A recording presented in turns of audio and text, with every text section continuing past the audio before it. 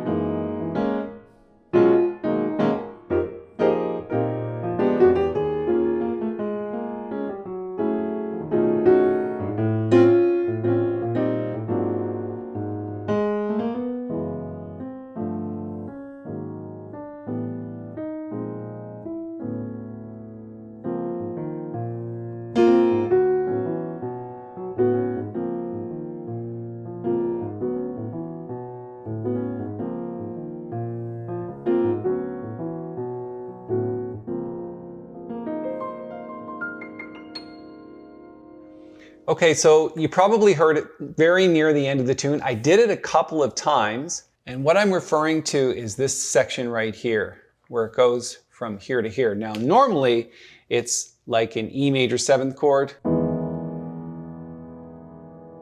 to an E flat. And I don't really play that. What I do is I play this chord first. So it is an E major chord, but it's over F sharp. Let me write the voicing out for that, keeping in mind that we'll probably just cover the accidentals as we do them. So you've got F sharp and C sharp. So there's your 5th in the bass. Remember, trying to play 5ths in the bass is always a good idea. And then in the right hand, you've got, and we're gonna have to use some ledger lines here, where we've got E, G sharp, and B. So that's your E chord, and you're basically putting it over F sharp. So it's like an F sharp minor chord with a 9th and 11th, or an E over F sharp, like this.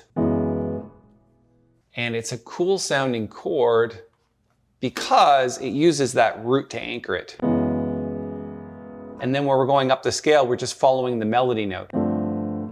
So again, melody note is here. And then to C sharp. Yeah, this is C natural, right? And then to D. And then where does it go from there? D to E flat to E, E flat to E natural to F. And the only time I'm changing the chords from E over F sharp, so for example, E over F sharp, this is F over C, this is over G. So this is G flat over A flat.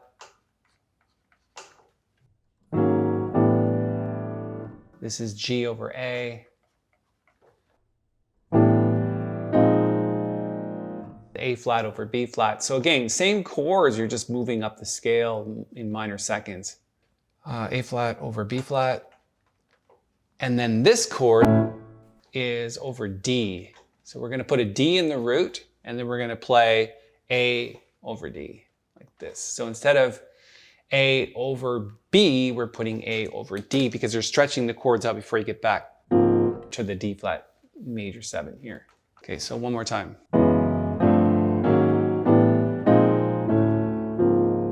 So I think a good exercise for you would be to write out these chords as they're going along, because I haven't written them out. I've just given you the melody note and the chord voicing that I want you to put, or the chord symbol, where you're going to create the voicing yourself. And it's a good idea to practice that.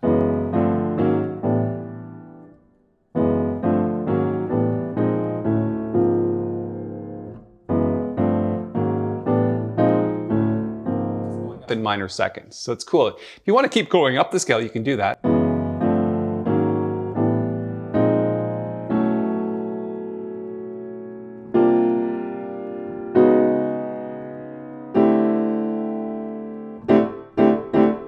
They're really open voicings, and they're really good to use in this particular context. All right, let's go back to the tune and take a look at where that happens. So what we're going to do is we're going to play from here through to the end and see how it fits in.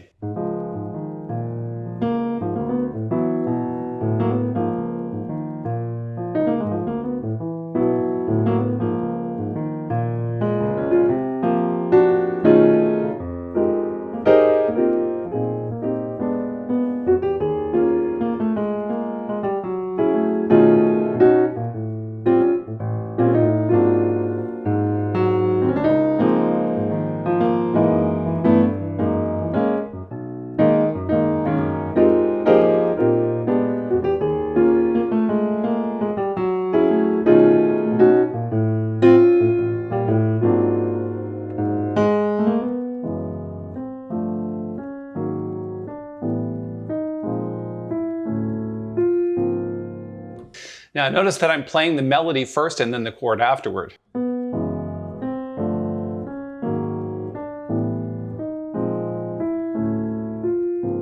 or you could just play them together.